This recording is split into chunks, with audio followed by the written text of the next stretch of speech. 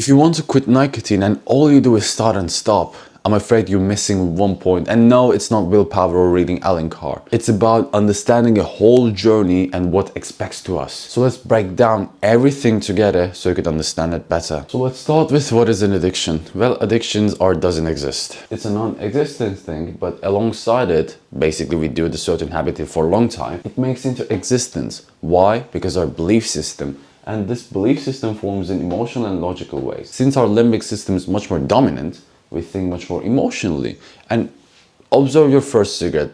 Literally, please do that. If you do this, you will realize you smoked because of a certain emotion. You wanted to chase coolness, sadness, stress relief, heartbreak, but anything an emotion. But all of us got fed into a lie that smoking is so addictive. Oh, it's addicted than heroin. Don't touch it. It's dangerous. No, it's just a normal habit that you adopt and drop if you really want to. It's really that simple. And when you actually observe the habits in general, you're gonna realize they function the same. Let's say you here want to learn guitar, which is a good habit, right? Which is not bad. You have to practice, and this fire represents practice, suffering. Maybe hands gonna bleed out. And after a certain period of time, you're gonna learn guitar. Simple. There's no confusion. But in smoking or any bad habit, you're already in this fire, burning your skin alive, basically becoming a different person. And you're trying to find your way out. You're not just staying here like a maniac, but you're bashing your head against the wall. If this wall didn't exist, you could easily pass that. But since we had something like that, we can't do it. What is it? Basically, this is our beliefs. And that's why so many people say, oh no, I'm hijacked. Nicotine is much more addictive than heroin, because they're creating an excuse/belief in their minds. They just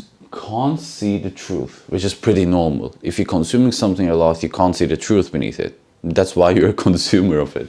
It's pretty simple. And all of us, even me including in the past, did this habit for one certain thing, because we want to be happy. And no, like, I know you're not lighting a cigarette while having this emotions. No, you don't do that. You basically, as in happiness, trying to search for a simple outcome. And what this outcome means? Well, two options: one pleasure, one pain. Double piece, keep it in mind. You want to seek pleasure and you want to avoid pain, like all human beings wants to do, right? Any habit that you want to adopt, you basically want to seek pleasure, like playing guitar, or avoiding pain, like smoking, or even could seek the pleasure in smoking.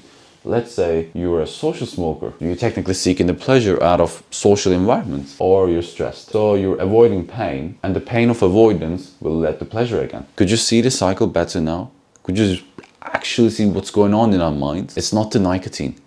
It's literally our beliefs and our desire to be happy. And now you know happiness means certain outcome. And okay, how are we gonna actually quit from it? Well, it's pretty easy. It requires two things. D stands for dedication, C stands for critique. It's about how could you critique yourself. Basically, the thing you're gonna critique is the wall we speak in the previous step. The wall of excuses, like I draw in this. To handle that, you have to literally become a 5-year-old/scientist in your own words and ask why? Why? That's simple. And for dedication, I don't have to make an explanation. Basically, you want something bad enough so it happens in your life automatically. And of course, this both two it triggers itself. You remember we speak, you're chasing happiness. Now you need much more happier option. Otherwise, neither you're gonna become dedicated or you're gonna criticize yourself, because how on earth people wants to judge himself, right? And in this journey, you're not judging you. Basically, you're judging at one part of yourself, which ingrained by those propaganda coming from tobacco companies, addiction gurus, that's saying your brain is hijacked, you're hopeless, you're out of control, come to our clinic, spend money. No, you're basically trying to fight against them. This wall represents their stupidity. And this C and D, basically critique and dedication, represents your strength to crush this freaking wall so you can break free. You don't need vape. You don't need Alan Carr. You don't need this, that, that. I don't know. You just need find better, happier option than smoking. Dedicate, critique. All you need is this. Now you know everything you need to quit smoking. And if you want to stop smoking with me once and for all, there's a link in the description. We will hop on a call and discuss your situation. This is I too, and I know you're gonna make it.